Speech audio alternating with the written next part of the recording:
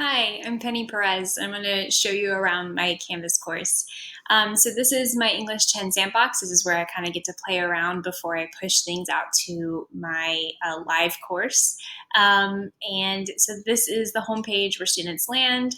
Everything on this page I've created, the banner, the buttons. Here's my contact information for parents and students.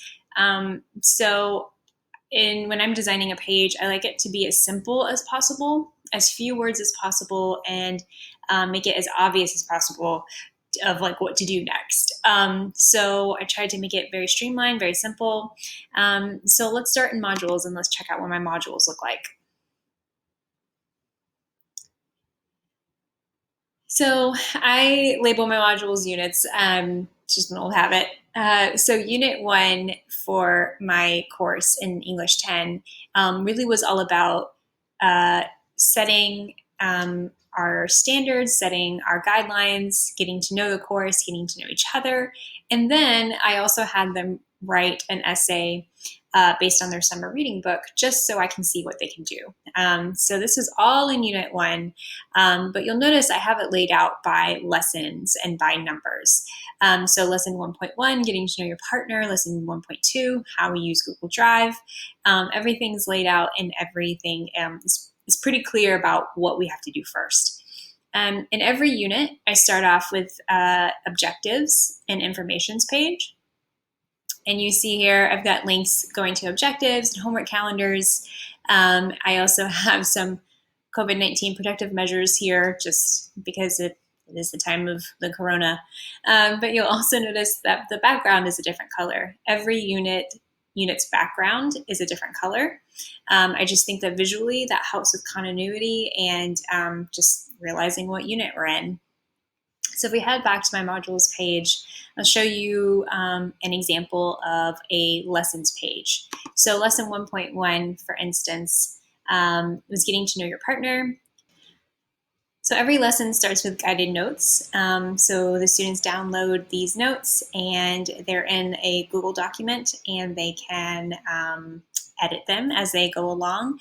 I record all of my lessons ahead of time and post them on YouTube, put them here in my Canvas course. Sometimes I teach live, sometimes it's a little bit more self-directed and they watch the lesson, take the notes, and then do the activity. It just depends on what lesson we are working on. You'll also notice that every one of my lessons has a purpose, direction, and consideration. For me, it's really important for students to not only know what they're doing, but why they're doing it, and any considerations they need to keep in mind as they are doing it. So that is what our first lesson looked like.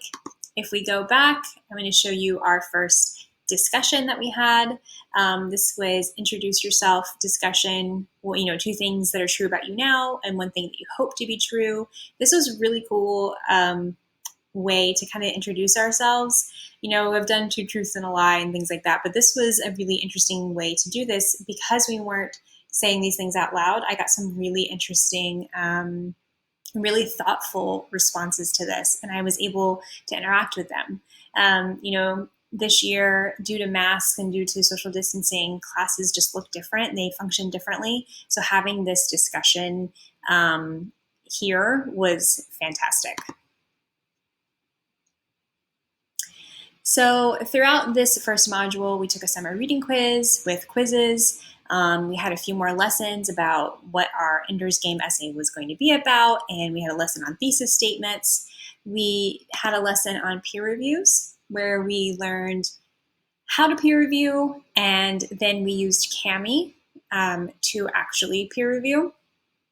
So they were filling out this form for their peer about their piece, what was great, what questions they had. Kami has been an excellent tool to use in Canvas, so I've really enjoyed that. I want to show you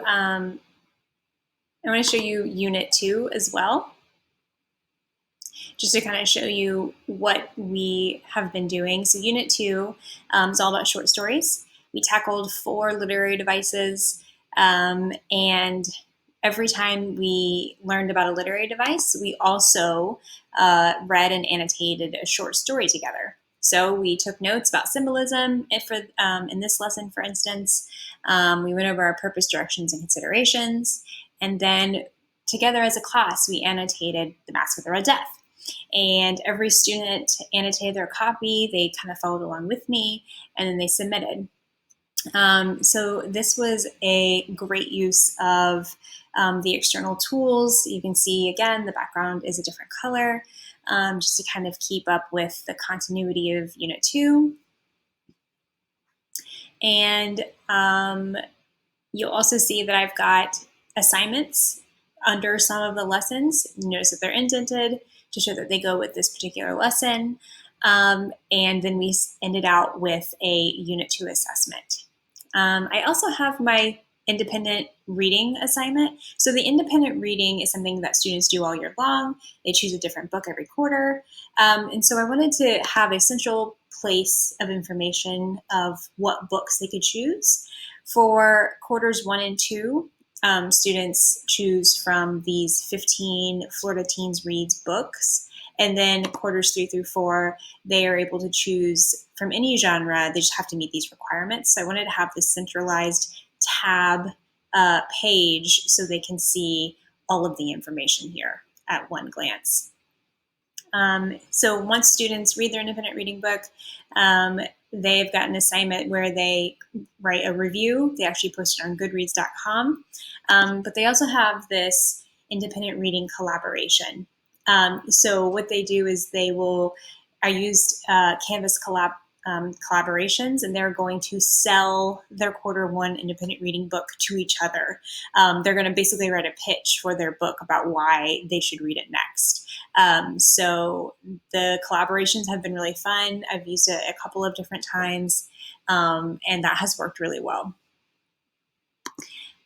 So yeah, that is the basic overview of my course. Hopefully you've gotten to see a smattering of what I'm able to do, and you kind of have an idea of how my brain works when I'm putting these things together. I really do like to start with the end in mind, like what do we need to accomplish, and then I work backwards. And I hope that that is clear here in my course. So thank you very much.